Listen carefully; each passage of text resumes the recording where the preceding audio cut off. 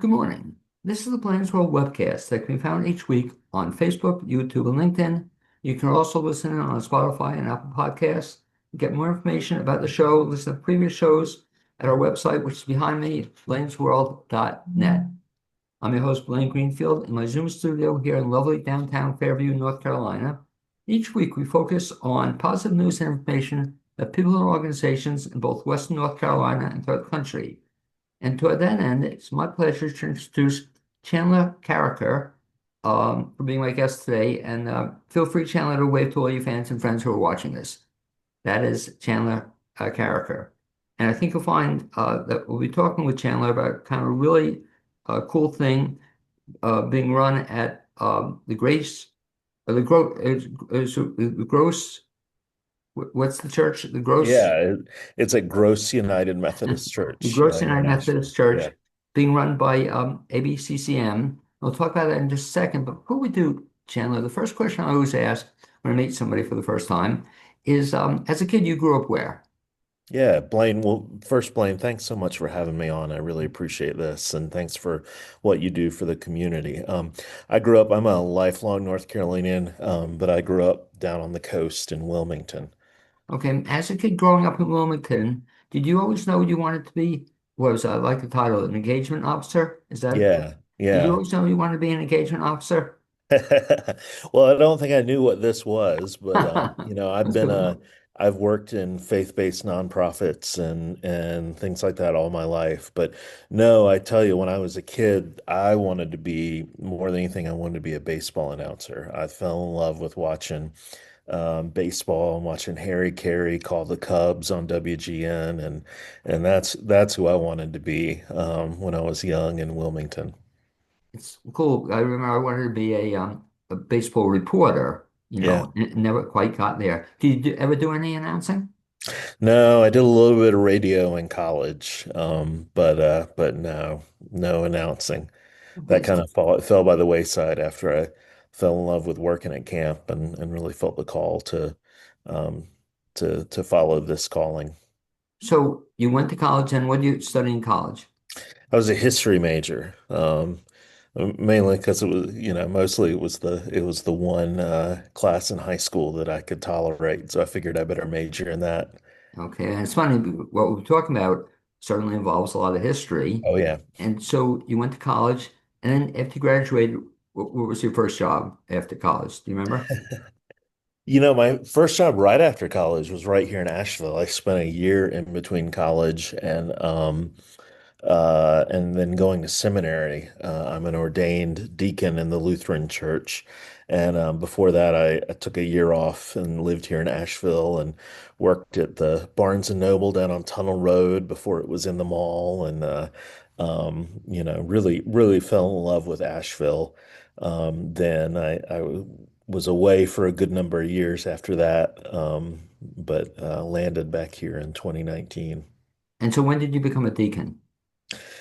Yeah, so I went to seminary and always felt like I was called to something different than being a pastor or being in a congregation. And so for Lutherans, deacons are ordained, but they work to bridge the world and the church together. So I've worked in faith-based nonprofits and camps, and now here at ABCCM, working to help people live out their vocational calling by serving their neighbors through all of our ministries here in Asheville and Buncombe County. So when you then got ordained as a deacon, what was the first job you did it's a faith-based type job? Yeah, my first job was I worked at Gettysburg Seminary. It was a Lutheran seminary up in Pennsylvania and ran a program up there where we had high school age youth come and do kind of theological classes during the summer and service learning projects and things like that. And so worked there and did that. Then moved into international relief and development, working with an organization called Lutheran World Relief. And so what got you to Asheville?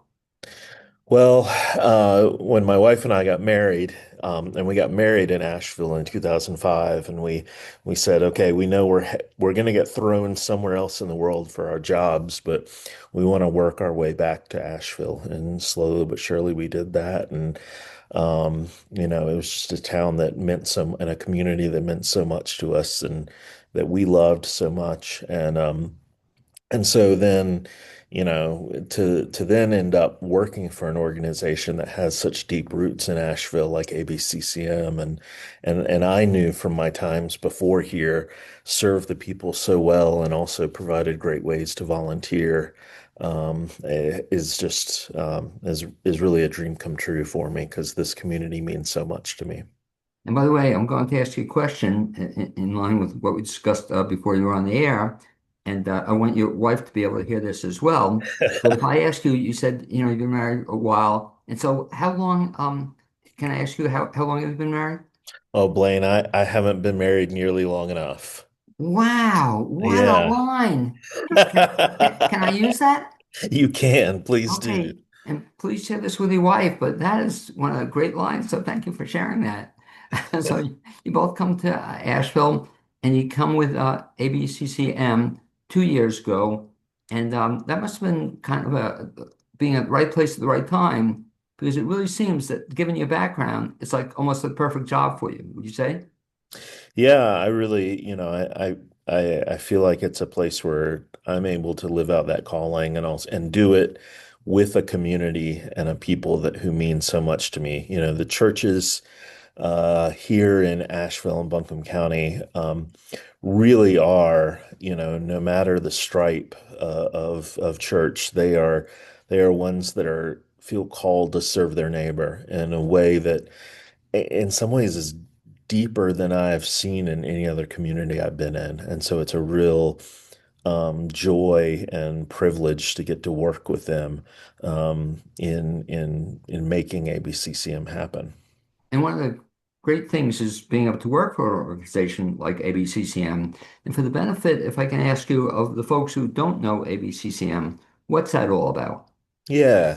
So it's Asheville Buncombe Community Christian Ministry. For 55 years, this has been an organization founded by the churches of this community, owned by the churches of this community, and run by the volunteers of this community, that serves our neighbors in so many different ways, from our crisis ministries that provide rental assistance, utility assistance, food assistance, to three incredible residential ministries that provide transitional living for homeless veterans, homeless women, single mothers, and children, provides an intentional community for men coming out of substance abuse. Our medical ministry that last year provided almost $3 million worth of prescriptions to our neighbors who wouldn't have been able to afford them otherwise. And our veterans restoration, I mean, our veteran services of the Carolinas. That serves veterans actually all across the state of North Carolina, who are in need of housing support, job support, support as they go through thoughts of suicide. We are there with them with our team all across the state. And that included in all of this is our jail ministry, where we have chaplains and volunteers at Buncombe County Detention Center. All of these things make up a place where all members of our community can come and volunteer and get face to face with their neighbors who are in need, and really follow that call that for us at ABCCM and for our churches, it's that same call from Matthew 25 where Jesus, says to the disciples, when you fed the hungry, when you clothed the naked, when you welcomed the stranger, that's when you met me. And that really is the calling that we follow at ABCCM. And what's cool about ABCCM, as I understand it, is that, so I guess you're the clearinghouse for all these churches who couldn't do all this stuff individually. In other words, and we'll talk about Road Bethlehem in just a second, but all these programs require a lot of people. And for your small church, I guess it'd be impossible to put on any of these programs. So Yeah. what happens? You're kind of like, I guess, the clearinghouse for people who want to get involved in the community.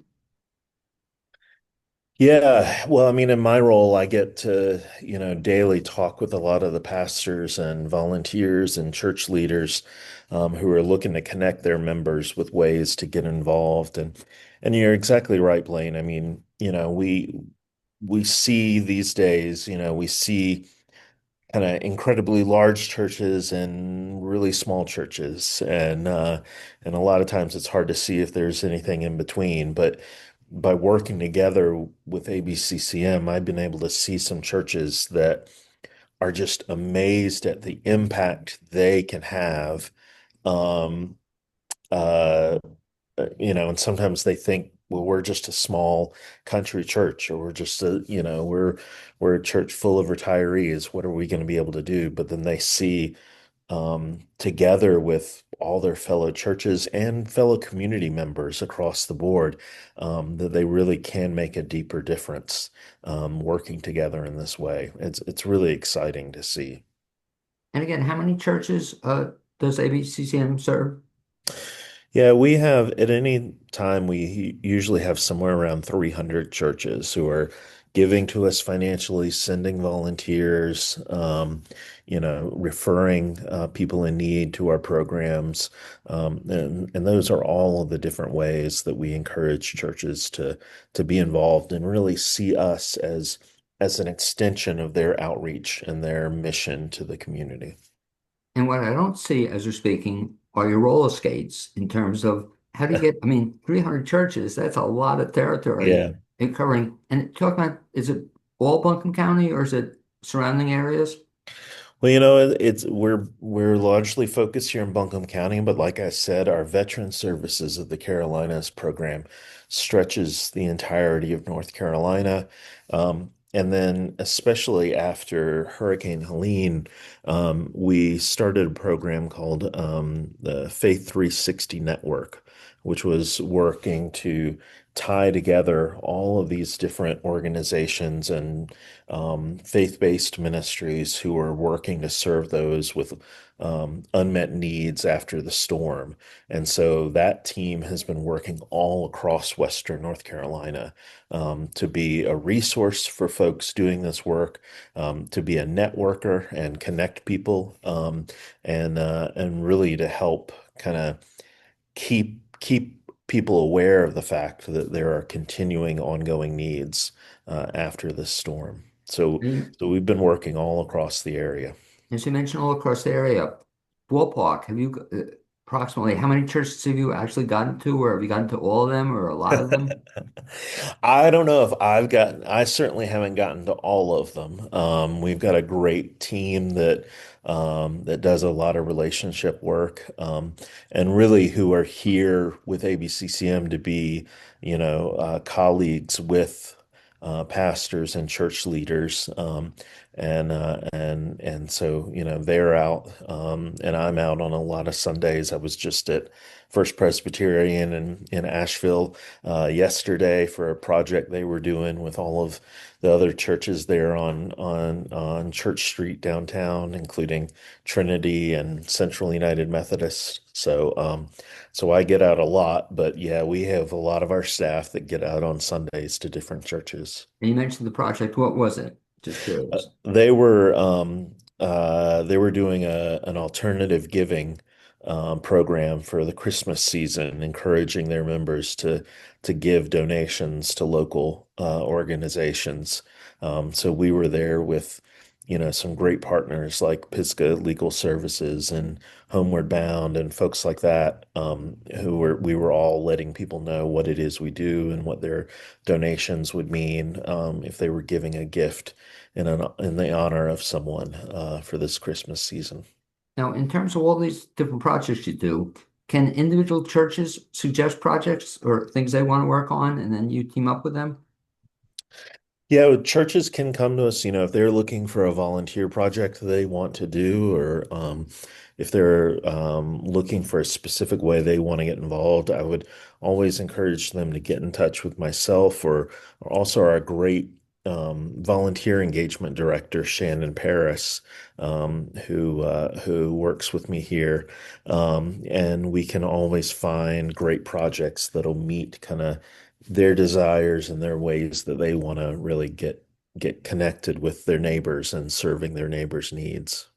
And that ties right into the big project you have upcoming, and we want to talk to you a little bit about that. And it's something Yeah. called Road to Bethlehem.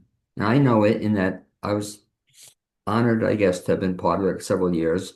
But for those who aren't familiar with it, in 300 words or less, no restriction. But what is Road to Bethlehem about?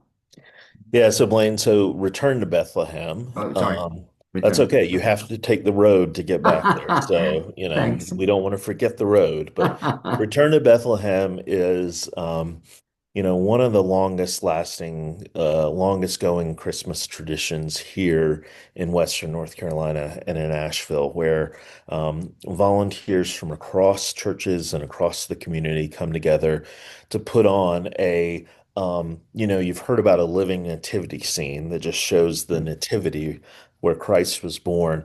Well, this is a living town of Bethlehem, inside of Gross United Methodist Church, where families come and walk the streets and hear the story from shopkeepers and woodworkers and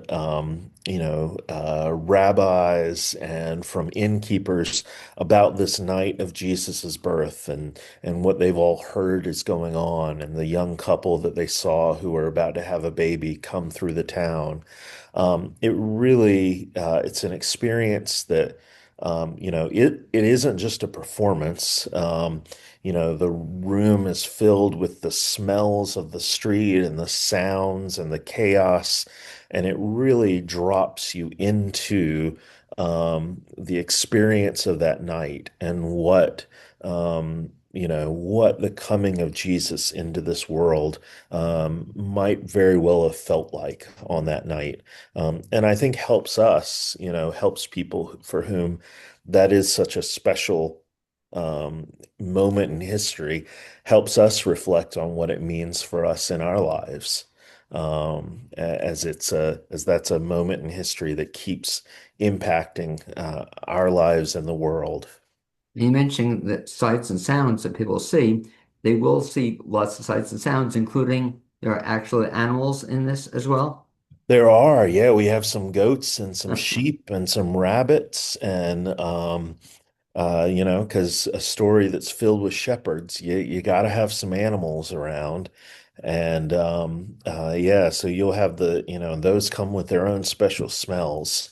So so yeah, we have animals around, and most importantly, it really is a moment to kind of let yourself drift back into the experience and put yourself in a place and time that it was pretty different than ours, but was part of a historical moment that continues to make a difference in this world and call people to serve and love their neighbors. You know, I I'm someone I've been on the streets of modern day Bethlehem, and I can tell you that that same feeling of kind of walking through the marketplace and feeling a sense of chaos and excitement and everything is still alive today there, and so it's pretty exciting to get to share that experience 2,000 years later with folks here in the Return to Bethlehem event. And so if people come to see this, it's like I said, I wouldn't call it a show, but they actually get to see people dressed in costume and outfits. It's really impressive. Where do you even the costumes, where do you get them from? Yeah, we've had the costumes for years. We do have our great wardrobe specialist, costume wrangler, Johnny Coe, who's a volunteer with ABCCM, has worked with us for several years now, and he makes sure they're all still staying in good shape and gets everybody outfitted for their roles. Yeah, I couldn't imagine putting on this event without Johnny. Yeah, it does So a big great shout out job. to him. And Yeah. in other words, it is a big job getting everybody in costume. So let's talk about if folks want to get involved. I guess there are two ways they can get involved. And the first one, since you're mentioning it, they can volunteer to be part of this. How many people do you overall need for this? Yeah, we have, there are several shifts, and each shift has around 56 people in different roles. And we still have uh, uh, open roles that people can join and be a part of this with us. It's December 11th through the 14th, so starting next Thursday through Sunday. And if people are interested in being a part of this, I see families come and do this, be in different roles all together. I see church groups come and be a part of this.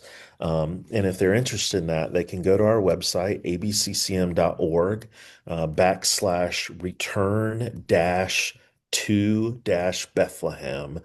So abccm.org, return to Bethlehem, and they can find out how to get signed up there to be a part of this with us. We've got plenty of space on Saturday and Sunday that we'd love to have people join us and be a part of this. And the nice thing, like you said, you don't have to spend a couple of weeks doing this. You just their shifts. And explain the shifts are what? How long are they? Yeah, a shift is about 3 hours or so. Most roles in this maybe have one line, one or two lines, and so you're not memorizing much. You don't need to be the world's best actor. You just need to be someone who wants to help be a part of sharing this story of the night of Jesus's birth, and be a part of that community. And I've one of my favorite moments with this is having people who show up and really aren't sure about what they're about to jump into. And then by the end of it, they're asking, "Hey, could I come back tomorrow and be a part of it again tomorrow?" Um, it really is. It's a tradition that for a lot of people kind of means Christmas is here. Well, I know too, you have so many other things you're doing. You've gotten involved in this as well, and you had one of the roles.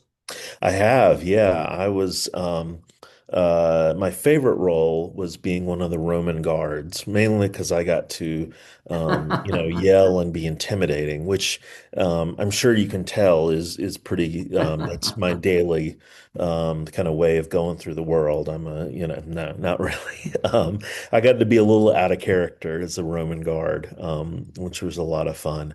And it was just fun too to be with the crew and the cast and work alongside them. So yeah, I would encourage anyone who's interested, go online, and let us know you'd like to be a part, or you could give a call to Pam Barbie, who works with us here at ABCCM. Call her at 828-398-6618. And she'll get you set up with roles that we have that are still open. Just But repeat that number yeah, again. yeah, I sure can. It's 828-398-6618. Excepting I should tell folks about my disappointment the one year. So I was a soldier like you. I was a rabbi one year, a soldier again. But then they wouldn't let me be baby Jesus. So Yeah. I was crushed. But we're kidding about it. But you actually have a baby Jesus, We right? do. We do. We have, we actually, we start, when we find out that any staff are expecting, or, maybe they have, older kids who are expecting their first. If they're going to be babies around this time, we usually try and recruit those moms to be Mary. And, yeah, so we've got a good number lined up. So it's And, really and exciting. that's probably very exciting for a parent, to do Yeah. this and to have the child. Can you imagine accepting? Where do you go from there? If you're Yeah, Jesus. yeah, but although, Jesus was, last shall be first, Jesus was born in a pretty lowly state. Okay, good point. So yeah. And then of course, Blaine, we wouldn't have any reason to do this if it wasn't for people coming to see it and experience it with their family and their friends. So I really would invite people to come out. on the 11th through the 14th. On Thursday and Friday night, we run from 6 to 8:30, and then Saturday 2 to 8:30, Sunday 2 to 6. And that's December 11th through 14th. And Ask talk people to, talk yeah, about, I'm sorry, if you would, what that entails. Like how long are they there for and yeah, how long are they walking or what's the deal on that? yeah. So you'll come and you'll actually be given a family name that you'll be checked in with the census at in Bethlehem. You know, that's part of the story that Mary and Joseph were returning to the city of Joseph's lineage. And so they were part of the census that was taking place. And so you'll get a family name to get checked in by the census taker when you get there. We work to kind of space out families as they go through. So you might come and sit in the sanctuary, and we'll have some music performing or music playing, and spend some time in reflection there. Um, and uh, um, and then the whole experience runs about 15 to 20 minutes, going through the town of Bethlehem. You know, we've had people kind of go out and come out and Right? say, I need to see that again, and come, come right back around and get back in line. Because we really do find that people, it gives them a chance to reflect on the reality of what Christ was born into, and what that means for us now in our lives, in the town that we live in, and the ways that we serve our neighbors, just like these neighbors um, who were surrounding Jesus, from the innkeepers to the Pharisees to the Roman guards.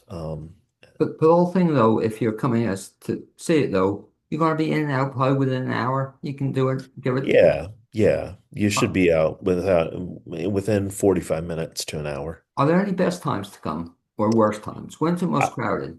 Yeah, I would really encourage people to, if you're planning on coming, come as soon as possible. Also, then sometimes things wind down at the end of the nights, so plan to come kind of a little bit later, maybe in kind of the Right. last half hour where we're open. Again, at our webpage, go to abccm.org, and find our Return to Bethlehem page in our website, and you'll see the hours.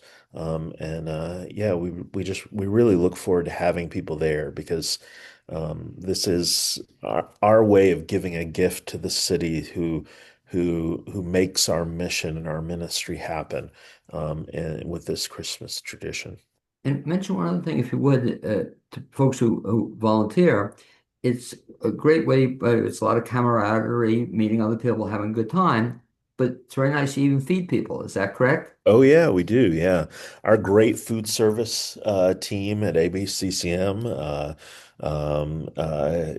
has food prepared for folks to keep them energized as they're out there on the streets of Bethlehem. So, come join us, and that's some of the time of the great camaraderie, is people gather around tables back in the cast room, and Very after nice. their shift, or showing up beforehand, and laughing with each other about their costumes or their this or that. It really is. It's a fun place to be. I mean, that's one of the things that I and others really work to make this a fun and joy-filled experience, because we're telling a story that changes the world, and we want people to have that sense of joy in telling that story.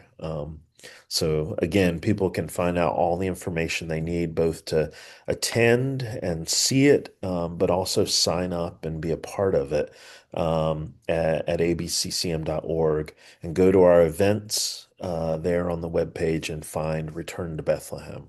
Is there any age limit in terms of participants?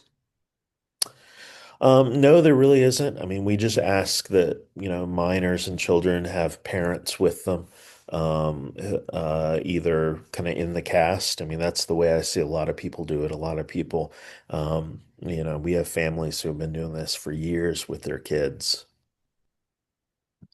So it can be a kid accompanied by an adult up to any age limit. Oh, yeah. Someday maybe I'll be the oldest. What's the oldest Yeah. have you ever had? Do you know? Oh, I mean, we've had people in their 80s, probably even 90s, Okay. with us. So we will find a role for people. We'll find a way for people to be involved, and because again, this is telling a story that means um, so much to people's lives, and the kind of the grace and the beauty that it's told with in this Return to Bethlehem, I think really sets the right tone for the season as we're all heading into Christmas all together. So after Return to Bethlehem, what's next with Chandler? What's the next project? Well, for ABCCM, we also have going on during the holiday season our Christmas Angel program, where families who are not able to provide gifts for their children have come into our crisis ministries, filled out forms about what their kids would like for Christmas, and actually at our offices and warehouse down in Arden, we have a Christmas shop all set up where volunteers are putting together bags of toys based on what families have asked for, and getting those ready for the parents to come and pick up. And so, if volunteers are interested in that and signing up for a shift of that, that'll be going on all through December, even all the way up to Christmas Eve. We take applications for this program as long as we can, because we want to make sure that no family here in this area, goes without something for Christmas to give to their children. So that's also on our webpage, abccm.org, and find Christmas Angel, and you'll find a way to sign up to volunteer. And so one of the nice things about ABCCM is that it's not just a Christmas season. You're going to be busy after Christmas, then you're going to be busy starting next year. You're going to be busy all year round. We're going to be busy all year round. And I tell you, I will say to folks, we continue to see um, high levels of folks coming into our crisis ministries with need for food support, for rental and utility support. It really it hasn't let up. The rise in that hasn't let up since the storm last year. So we're continuing to meet needs in our community, and we need volunteers. We need um, donors. We need the people of this community to step up with us to help meet our neighbors' needs. So winding down with you, Chandler, we're talking about all Yeah. the great stuff that ABCCM does, but I guess in doing so, we should recognize maybe one other person who kind of is a little behind the success. Oh yeah. I mean, this Return to Bethlehem event that's been happening for so many years Reverend Scott Rogers, who's our executive director, has been shepherding this event for so many years now, and I know what a joy it is for him to see members of the community come together and do this. So, a big shout out to him, and I know that this is every year this is a highlight for him to share, and I know he's been a and continues to be such a leader for so many people in this community, and so we look forward to everyone coming and being part of it. Well, thank you for mentioning that, Chandler. I'd also like to thank my producer, Cappy Tassetti. Hopefully, either if not this year or some other way down the road, you and I will actually bump into each other and speak to Yeah, each other in person. That'd be certainly, great. certainly. Thanks for being my guest again to Cappy Tassetti for producing this, and be well. Thank you. Thank you, Blaine. Thank you.